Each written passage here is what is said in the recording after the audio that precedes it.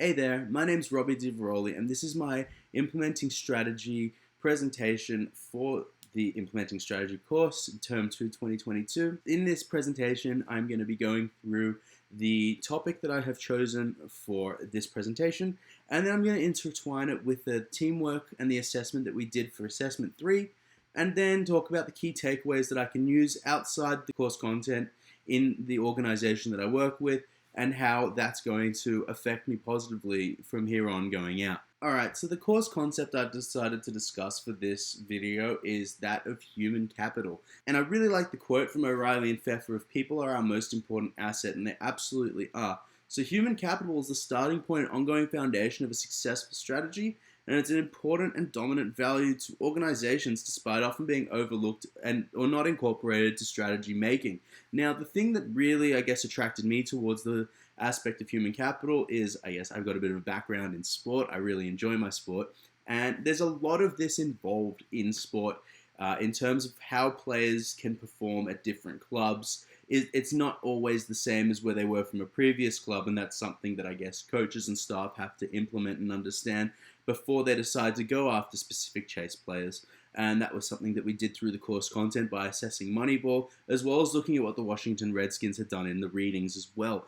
So to go and dive in a bit more regarding human capital, we can look into how it had an impact on the teamwork that I'd done in the previous assessment for this course. The group assessment was good. My team achieved a credit. I believe we got 67%. But I think what I'd like to do is I'd like to take a moment here to talk about the teamwork's results and how we could have actually done better, and how human capital would have actually played a major difference in our team doing better.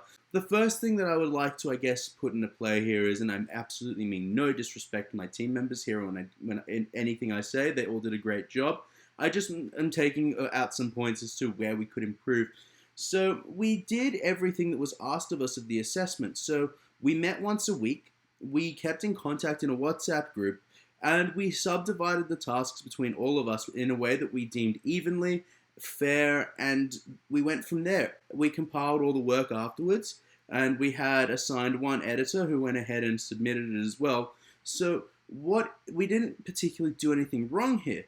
So why did we achieve a credit and not a high distinction? Now, a good thing to, consider here is the motivation and, the culture behind the team. Now, what I noticed in the initial stages of us actually getting together and meeting was that just about everyone in the team, and myself included, were between the last 2 and 3 subjects of their MBA. We're either finishing this term or the next term, and we're quite frankly, a bit academically exhausted, to say the least. And that's something that can happen, and that's something that's completely reasonable. I feel that, compared to the other subject that I'm doing, where we met once a week, but we would sit in calls for 2+ hours, ensuring that our work was done, and also we're chatting constantly on WhatsApp, and everyone was working throughout the weekend and constantly chatting.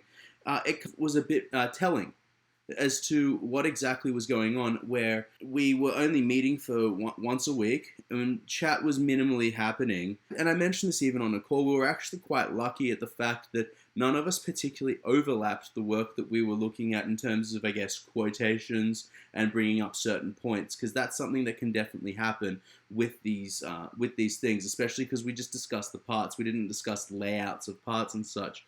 So we were fortunate about that, but realistically, I just feel that maybe working environments, home environments had played a part, and we put our academic studies on a bit of a backburn in that aspect, even though we got all the work done to the requirements of the course. So it begs to, question as to how human capital could have assisted in that, and perhaps even though we completed all the tasks that were asked of us, we could have done a lot more to excel and really make that work stand out and show in a much better light. So that's something that I really took out in terms of human capital affecting the assessment that we did prior to this one.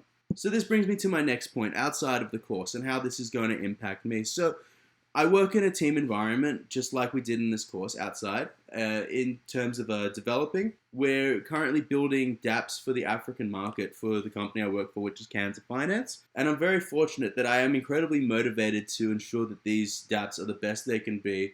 And our team is incredibly motivated to bring these really, really needed aspects of banking towards emerging markets, particularly which are going to be in Africa. And that's something that is very close to all of us. And it's something that actually makes us strive to do better.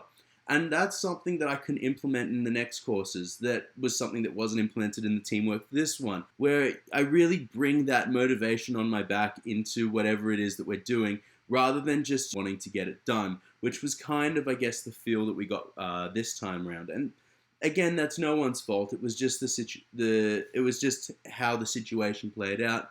But we really want to mitigate that next time, and it's something that I'm very glad I'm aware of now, and will be sure to implement better in the future within my own organization.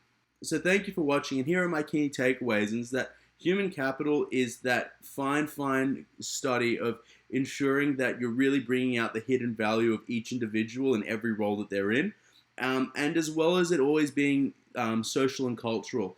And that's why it's really important to have a great team that works really well together. And on top of that, not just working really well together, but also pushing one another to ensure that the work they do is the absolute best that they can. And that is definitely something that I'm going to be taking out of this course and implementing in my work outside of it. So thank you very much. It's been a great term, and I'm looking forward to the next one. Thanks.